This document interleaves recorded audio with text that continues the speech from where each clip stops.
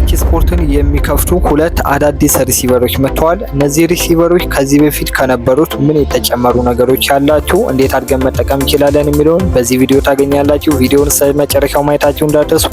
እንደዚህ አይነት ትምህርቶችን ለማግኘት ይሄን ዩቲዩብ ቻናልም ሰብስክራይብ ብታደርጉት ከዚህ በፊት የለቀቅናቸውና አዳዲስ የምንለቃቸው ነገሮች ለማግኘት አሁን በምትመለከቱት መልኩ ሰብስክራይብ በማድረግ ቤተሰብ መሆን ትችላላችሁ። እንደዚህ አይነት ትምህርቶችን ደግሞ ለሌሎች እንዲደርስ ቪዲዮውን ላይክ እና ሼር በማድረግ ጀምሩት። ቀጥታ ወደ ቪዲዮ ነው የምወስዳችሁ።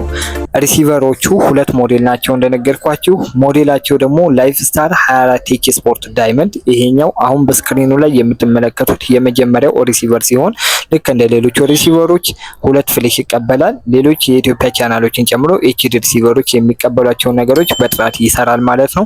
ሁለተኛው ሞዴል ደግሞ ላይፍ ስታር 24 ቴክ ስማርት የሚባለው ነው አሁን በስክሪኑ ላይ የምትመለከቱት። ይሄም ከዳይመንዱ ጋር ተመሳሳይ ነው። ምንም የሚለያቸው ነገሮች የለም። የሞዴል ልዩነት ብቻ ነው። ተመሳሳይ ነው በሃርድዌርም በሶፍትዌራቸው ማለት ነው። ስለዚህ በእነዚህ ሪሲቨሮች ከዚህ በፊት 24 ቴክ ስፖርትን በላይፍ ስታር በየትኛውም ሪሲቨር አይከፍተም ነበር። አሁን ግን በእነዚህ ሪሲቨሮች አማካኝነት እነዚህን 24 ቴክ ስፖርት ከ1 እስከ 4 ያሉ የኳስ ቻናሎችን መመልከት ትችላላችሁ ማለት ነው። ሪሲቨሮቹን ከገዛችሁ በኋላ ሳተላይቱን ሰርታችሁ እንዴት አድርጋችሁ መጠቀም እንደምትችሉ አሁን በቀጥታ አሳያችኋለሁ። ሪሲቨሮቹ ኤችዲ ናቸው። ሁለት ፍሌሽ መሰኪያ ይቀበላሉ። በአንዱ ዩቲዩብ ለመጠቀም ዋይፋይ መሰካት ትችላላችሁ፣ በአንዱ ደግሞ ሶፍትዌር አፕግሬድ ማድረግ ትችላላችሁ ማለት ነው። ቀጥታ በምንከፍትበት ሰዓት እንደዚህ አይነት ፊቸር ነው የሚያመጣው። መጀመሪያ ላይ እነዚህን የኳስ ቻናሎች ለመስራት በእነዚህ ሪሲቨሮች አሁን በስክሪኑ ላይ እንደምትመለከቱት ሶፍትዌሩን ማውረድ ይጠበቅባቸዋል። ሶፍትዌሩን ደግሞ የኛ የቴሌግራም ቻናል ሶፍትዌር የምንመርጡበት በስክሪኑ ላይ እንደምትመለከቱት ሊንኩን፣ ኪውአር ኮዱን እንደዚሁም ደግሞ ኮሜንት ሴክሽን ላይ እና ዲስክሪፕሽን ላይ ሊንኩን አስቀምጬላችኋለሁ። በእነዚህ ሪሲቨሮች ይሄን የኳስ ቻናል ለመጠቀም ሶፍትዌሩን ማውረድ ትችላላችሁ። ከኛ ጋር ደግሞ በነፃ ማግኘት ትችላላችሁ ማለት ነው።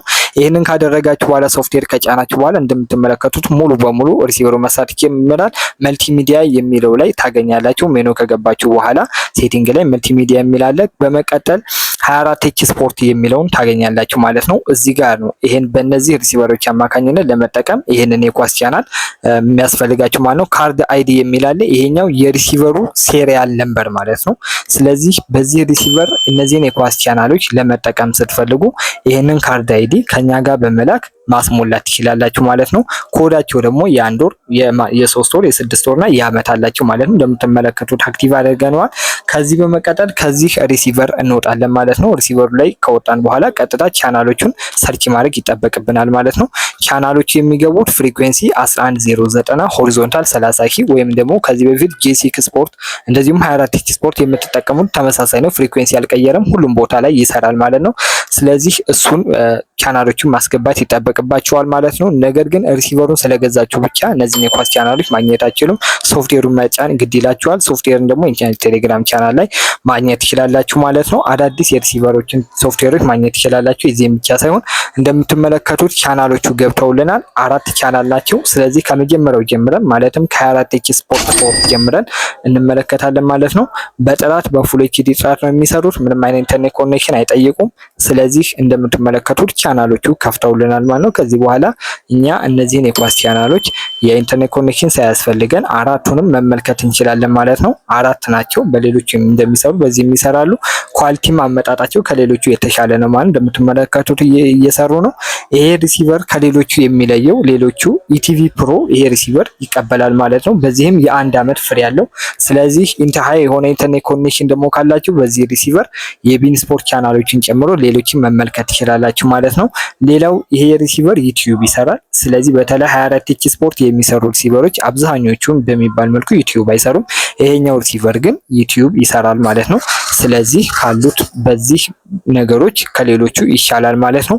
ሃርድዌር ላይ ያለውን ነገር ግን ከሪሲቨሩ ቆይታ ጀምሮ ስለሆነ የምንመለከተው ሪሲቨሩ ምን ያክል ጊዜ ይቆያል የሚለውን ደግሞ ከሰራ በኋላ ቪዲዮ የምንሰራ ይሆናል። አሁን ግን እነዚህ የኳስ ቻናሎችን እነዚህ ሁለት የላይፍ ስታር ሞዴሎች መክፈት ጀምረዋል ማለት ነው።